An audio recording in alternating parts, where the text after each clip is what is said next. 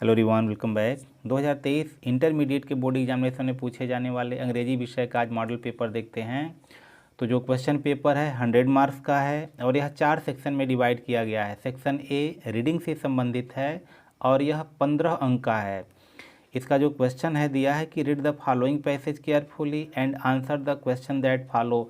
तो इसी तरह के हूबहू क्वेश्चंस आपके बोर्ड एग्जामिनेशन में पूछे जाएंगे। पहला क्वेश्चन रीडिंग से संबंधित इसी तरह का पैसेज दिया गया होगा और उसके नीचे कुछ क्वेश्चंस होंगे, उसके आंसर आपको इसी पैराग्राफ से ढूंढ करके लिखने होंगे। तो पैराग्राफ को पढ़ते हैं, देखते हैं किस प्रकार के क्वेश्चन और आंसर हो रहे हैं इसमें। दे रहा है कि men's life is not measured by the number of days, month and years that he has lived. कह रहा है कि मनुष्य का जो जीवन है, कह रहा है कि by the number of days, कह रहा है कि दिनों की संख्या, महीनों की संख्या या वर्षों की संख्या से नहीं मापा जा सकता है, बट बाय द डीड्स, लेकिन उन कार्यों से मापा जा सकता है ही हैज़ डन, जो उसने किया है, एंड बाय द अचीवमेंट, और जो उसने उपलब्धियों को ही हैज़ मेड यानी प्राप्त किया है, उससे उसके जीवन को हम माप सकते हैं। अब दे रहा है कि what is the real significance, यानी वास्तविक महत्व क्या है। If life is not quantity, यदि जीवन जो होता है वह गणनात्मक नहीं होता है, but the quality of experience, यानी बल्कि जो एक्सपीरियंस, जो अनुभव होते हैं, यानी अनुभव की गुणवत्ता होती है। A short life devoted to noble endeavours, कह रहा है कि अ शॉर्ट लाइफ, एक छोटा सा जो जीवन होता है, डिवोटेड समर्पित होता है, टू नोबल एंडवर्स यानी नेक, और एंडवर्स मतलब प्रयासों में, इज फार मोर वैल्यूएबल, वह अधिक कीमती होता है, देन अ लॉन्ग लाइफ, एक लंबे जीवन से, आप ओवर 100 ईयर्स, जो 100 वर्षों के जीवन होते हैं उससे कहीं अत्यधिक बेहतर इस प्रकार के यानी नोबल प्रयास वाले जो हमारे जीवन होते हैं। और स्पेंट इन ट्रिवियल परस्यूट, यानी जो 100 वर्ष के भी जीवन हो और उनका जो समय है बिल्कुल तुच्छ प्रयासों से, तुच्छ कार्यों में बीता है, तो उससे बेहतर हमारा जो छोटा सा जीवन होता है वह कहीं बेहतर होता है। वी लिव इन डीड्स, करा है कि हम कार्यों से अपने जीवित रहते हैं, नॉट इन ईयर्स, वर्षों से जीवित नहीं रहते हैं। अगला दिया है नोबल डीड्स, जो नेक कार्य होते हैं, स्प्लेंडिड आइडियाज़, और जो शानदार विचार होते हैं, एंड फाइन सेंटीमेंट, और जो अच्छे अच्छे कह कि सेंटीमेंट होते हैं यानी भावनाएं होती हैं, कंस्टिट्यूट कह कि वह धारण करती हैं, निर्माण करती हैं, the real glory of character, यानी वास्तविक चरित्र का, and not the length of time one has lived in the world, न कि दुनिया में किसी के कितने समय तक रहने की वह गणना करता है। तो इस प्रकार के यह इसका अर्थ हो रहा है। अब क्वेश्चन बन रहा है कि how is men's life measured, मनुष्य के जीवन को कैसे मापा जाता है। तो यहाँ देखिए दिया है कि men's life is not measured by the number of days, month and years that he has lived. अब यहाँ दिया है but by the deeds he has done and by the achievement he has made. तो पहला का answer यहाँ तक हो जाएगा। दूसरा दे रहा है कि which is more valuable, a short life और अ लॉन्ग लाइफ, छोटा सा जीवन बहुत बेहतर होता है या लॉन्ग लाइफ। तो वास्तव में जो छोटा जीवन अगर वह उपयोगी है तो छोटा जीवन ही वास्तव में कीमती होता है। तो आंसर हो जाएगा शॉर्ट लाइफ। अगला क्वेश्चन दिया है कि what should a man prefer to do in life, कि एक मनुष्य को प्रीफर अधिक पसंद करना चाहिए, टू डू इन लाइफ यानी मनुष्य को अपने जीवन में क्या करना अत्यधिक पसंद करना चाहिए। इसका आंसर आप छांट करके लिख सकते हैं। डी दिया है कि व्हाट मेक्स कैरेक्टर ग्लोरियस, कि जीवन को यानी व्हाट मेक्स कैरेक्टर ग्लोरियस यानी चरित्र को क्या बेहतर बनाता है। तो नीचे वाला देखिए noble deed, splendid ideas, fine sentiments constitute real glory of character and not the length of time one has lived in the world. ये हो जाएगा। क्वेश्चन नंबर ई दिया है, इसका दे रहा है कि which word in the passage means importance. अब इस पैसेज से आपको छांट करके इम्पॉर्टेंस का मतलब लिखना है। तो इम्पॉर्टेंस का मतलब होता है महत्व, और इसमें देखेंगे तो महत्व की कहीं अंग्रेजी है, तो महत्व की अंग्रेजी देखिए यहाँ सिग्निफिकेंस दिया है, सिग्निफिकेंस माने महत्व होता है, तो ये हमारा लिख देंगे इम्पॉर्टेंस मीन्स सिग्निफिकेंस। अब दिया है what is the meant by noble endeavours. Noble यानी दिया देखिए नोबल एंडेवर्स, नोबल मतलब होता है नेक और एंडेवर्स मतलब होता है प्रयास। तो यहाँ लिख सकते हैं कि गुड एफर्ट्स या गुड ट्राइज यानी अच्छा प्रयास, तो ये इसका मतलब हो जाएगा। अगला दिया है कि what is difference between Indeed and indeed. Indeed का मतलब होता है इन रियलिटी और इनडीड का मतलब होता है वर्क, यानी DEED, डीड मतलब होता है कार्य, तो ये वर्क से मतलब है। तो इस तरह से लिख करके आप इस तरह के क्वेश्चन का आंसर दे सकते हैं और पूरा का पूरा अंक प्राप्त कर सकते हैं। अब सेक्शन बी दिया है, राइटिंग से संबंधित है और वह 20 नंबर का है। क्वेश्चन दे रहा है right in article on any one of the following topic in 100 और 150 वर्ड्स। करा है कि 100 या 150 वर्ड में आपको आर्टिकल लिखना है। आर्टिकल में ऑप्शन दे रहा है, पहला दे रहा है पॉपुलेशन प्रॉब्लम इन इंडिया, यानी भारत में जनसंख्या की जो समस्या है उस पर आपको आर्टिकल लिखना है, इस पे आपको 10 नंबर मिल जाएगा। या ऑप्शन दे रहा है रानी ऑफ झांसी, झांसी की रानी पर आपको आर्टिकल लिखना है। द वुमेन फ्रीडम फाइटर, यानी जो महिला फ्रीडम फाइटर थी झांसी की रानी उस पर आपको लिखना है। या तीसरा दे रहा है how to promote the education of girl in your country, अपने देश में लड़कियों के जो शिक्षा है उसके प्रमोट के लिए आप किस प्रकार से कार्य करेंगे, किस प्रकार उसको प्रमोट करेंगे। तो इस पर आप आर्टिकल लिख करके आसानी से 10 अंक प्राप्त कर सकते हैं। तो इसके लिए आप रिवीजन आराम से कर लेंगे और इसको आप प्राप्त कर सकते हैं। तो अगला क्वेश्चन दे रहा है सेक्शन बी का, राइटिंग से जो संबंधित है। दे रहा है कि write a letter to your principal of your college complaining against the shortage of books in your college library, कि कॉलेज की लाइब्रेरी में पुस्तकों की कमी आ गई है, उसके लिए आप प्रिंसिपल के पास एक लेटर लिखिए।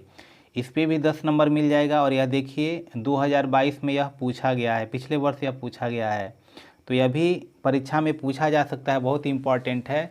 अब कहेंगे कि यह पिछले साल आया था तो इस साल क्यों आ सकता है, तो कम से कम 7 सेट पेपर बनते हैं और 7 सेट पेपर में ज़रूरी नहीं है कि यह आपके ही ज़िला में आया हो, इसलिए यह पूछा जा सकता है, यह इंपॉर्टेंट हो सकता है। तो इस प्रकार के क्वेश्चन को आप निश्चित रूप से रिपीट कर लेंगे और ये परीक्षा में पूछे जा सकते हैं। अथवा करके दिया है कि write a letter to the editor of a local newspaper about the cleanliness of your city village.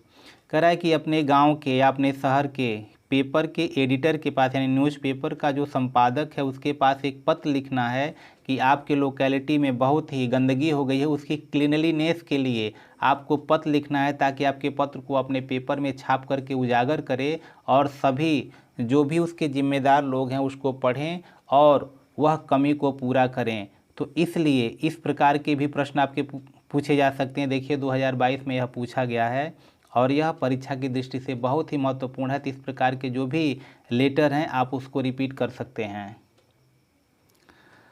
अगला सेक्शन दिया है सी, ग्रामर से संबंधित है और यह 25 अंक का है। इसको देखते हैं। दे रहा है कि change the following into indirect form of speech any one.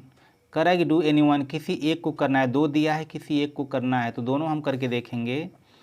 दे रहा है द टीचर सेड, अध्यापक ने कहा, the sun sets in the west, कि जो सूरज है पूरब में निकलता है। तो इसको जब हम इनडायरेक्ट में परिवर्तित करेंगे तो हो जाएगा the teacher said that the sun sets in the west, ये इसका आंसर होगा। अगला क्वेश्चन दिया है कि he said I must go, जब इसको इनडायरेक्ट में हम परिवर्तित करेंगे तो हो जाएगा he said that he must go. तो इसका आंसर इस प्रकार से हम जब इनडायरेक्ट में परिवर्तित करेंगे तो होगा। अगला दिया है B, combine the following sets of the sentence as directed within brackets do any one. इसमें भी किसी एक को ही करना है, 2 दिया है। दे रहा है कि he is the man, he has criminal charges against him, और इसको आपको कंबाइन करना है कॉम्प्लेक्स सेंटेंस में। तो जब हम कॉम्प्लेक्स सेंटेंस में इसको हम परिवर्तित करेंगे तो होगा this is the man who has criminal charges against him. तो इस तरह से यह कॉम्प्लेक्स सेंटेंस में परिवर्तित हो जाएगा। अगला दिया है कि the weather was stormy the plane got late, इसको सिंपल सेंटेंस में कंबाइन करना है। तो जब इसको कंबाइन करेंगे तो होगा the weather being stormy the plane got late. इस तरह से यह सिंपल सेंटेंस में परिवर्तित हो जाएगा। अगला देखते हैं। अगला दिया हुआ है transform any one of the following as directed. इसको ट्रांसफार्म करना है तो दे रहा है Kashmir is not so hot as Bhopal. इसको कंपैरेटिव डिग्री में परिवर्तित करना है। तो जब कंपैरेटिव डिग्री में हम ट्रांसफार्म करेंगे तो हो जाएगा Bhopal is hotter then Kashmir. ये इसका कंपैरेटिव डिग्री होगा। अगला दिया है व्हाट मेड यू हैप्पी। इसको परिवर्तित करना है ट्रांसफार्म करना है पैसिव वॉइस में। तो पैसिव वॉइस में जब इसको हम ट्रांसफार्म करेंगे तो हो जाएगा by what were you made happy. ये इसका पैसिव वॉइस हो जाएगा। डी दिया है correct any one of the following sentences. किसी एक को इसमें से आपको करेक्ट करना है। दिया है कि your knowledge is most perfect. जब इसको हम करेक्ट करेंगे तो जो परफेक्ट है, परफेक्ट के साथ मोस्ट नहीं लगता है। ये पहले से ही परफेक्ट है तो इसमें मोस्ट लगाने की आवश्यकता नहीं है, ये मोस्ट हट जाएगा और हो जाएगा योर नॉलेज इज परफेक्ट। यहाँ मोस्ट हट जाएगा। अगला दिया है कि माई brother is Elder than me. तो एल्डर के साथ जो यह देन है, देन का प्रयोग नहीं करते हैं, यहाँ पे टू का प्रयोग हो जाएगा। तो हो जाएगा your brother is elder to me, my brother is elder to me. ये इसका आंसर होगा। यहाँ देन की जगह टू का प्रयोग कर देंगे। अब ई दिया है द सिनोनिम ऑफ क्रूएल। जो क्रूएल है इसका सिनोनिम बताना है, यानी पर्यायवाची बताना है। तो क्रूएल का मतलब होता है निर्दयी। तो पहला दे रहा है मर्सीलेस होगा, काइंड होगा, ब्रेव होगा या पीटीफुल होगा। तो मर्सीलेस का मतलब होता है निर्दयी। मर्सी माने दया और मर्सीलेस माने बिना दया का, यानी निर्दयी। तो जो ऑप्शन हमारा पहला है वही सही है, क्योंकि काइंड मतलब दयालु, ब्रेव माने बहादुर, पीटीफुल मतलब वही दयावान या दया से भरा हुआ। तो यानी मर्सीलेस यहाँ पर इसका सिनोनिम्स हो जाएगा। अब अगला दिया हुआ है कि give the antonym of any one of the following word. किसी एक का इसमें से आपको एंटोनिम लिखना है, यानी विलोम शब्द लिखना है।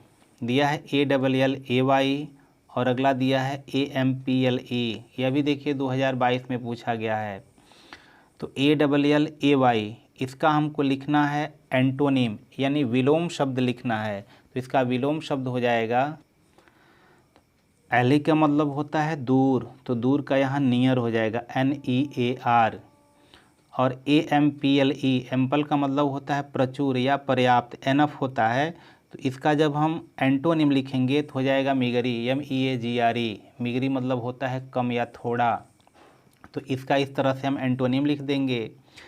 अगला दिया है use the following words in sentences of your own so as to bring out the difference in their meaning clearly.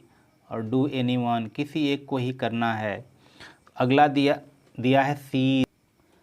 तो सीज का मतलब CEASE, सीज का मतलब होता है रुकना, बंद होना या समाप्त होना।